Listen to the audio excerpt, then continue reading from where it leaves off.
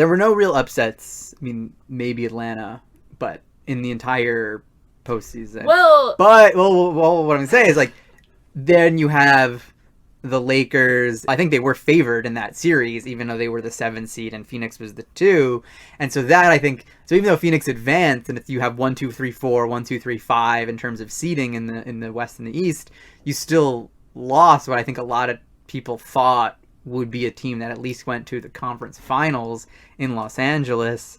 And, you know, not only did the Lakers lose, but, like, it seemed to me like they lost pretty, like, the Phoenix had, like, won pretty easily against them. Again, as we talked about last time, I'm always thinking about LeBron's legacy. And I think, like, a first round exit is, like, not great, especially when it seemed it's not like even an epic series. Like, they just didn't play very well. yeah, I mean, if anything, I feel cheated.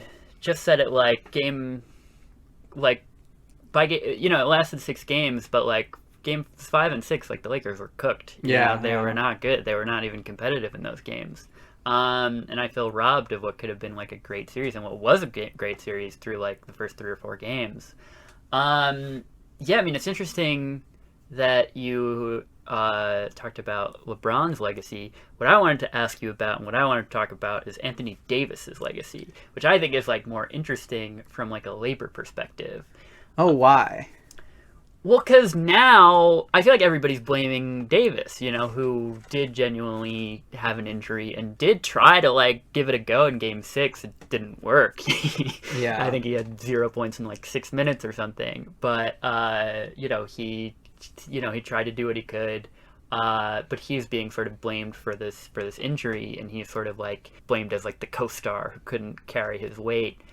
And famously, this clip was getting shared a lot, where on TNT, Charles Barkley called him street clothes. They can't win this series without street clothes. I'm not even. You want to explain that? I call him Anthony Street Clothes Davis because he's always in street clothes. Which I thought was funny, but is anti-labor, although I will point out, in 2019, Anthony Davis like just quit on the New Orleans Pelicans, who were good and were like only like a little bit out of the playoffs, and just like refused to play even though he was healthy. So that was a time where he did show up in street clothes for like 3 or 4 months when he could, and from a union's point of view, should have shown up and like fought for his teammates. Yeah, that's interesting. I'd forgotten, that he's sort of quote unquote quit on the Pelicans.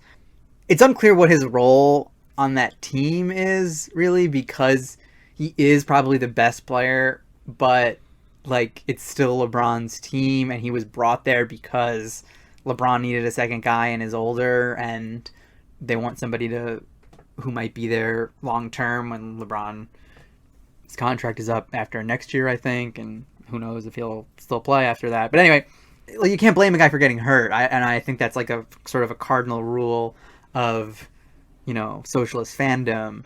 But it's also true that like maybe he'll just you can never count on him to be healthy. And, like with LeBron, he's getting to the point where you can't count on him to be healthy either. And it's hard to build your team around 2 superstars who could, it's hard to time injuries in a perfectly complementary way.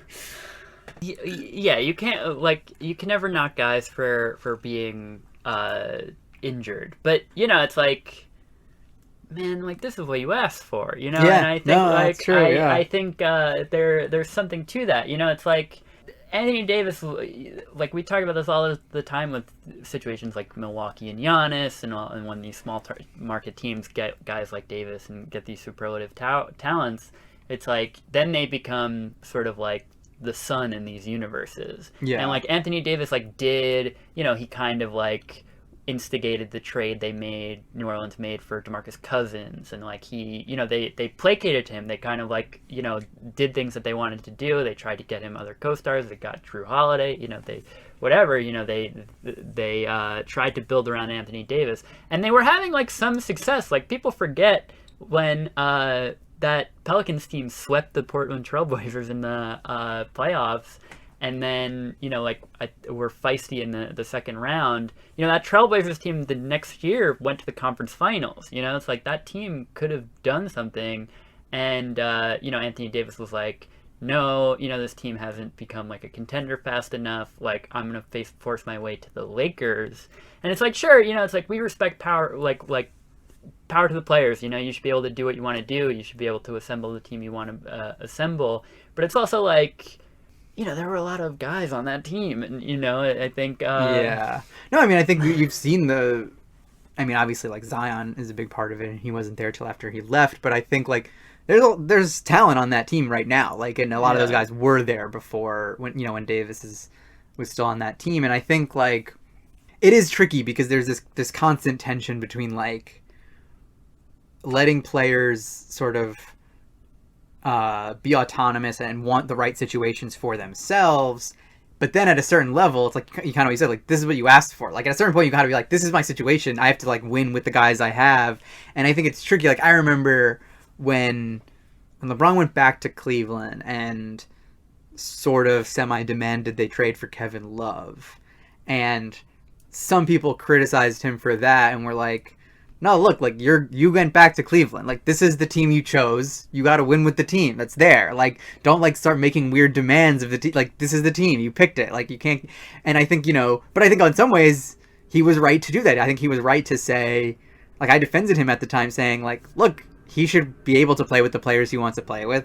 He's kind of doing the city of Cleveland and this ownership group that really shit on him once he left, like, a solid by being like, yeah, I'll come back and play for you guys. And I didn't think Wiggins was that great, and I think I kind of turned out to be right, and they traded him for Love, and that was a big part of why they were able to win in 2016 and make the finals 4 straight years.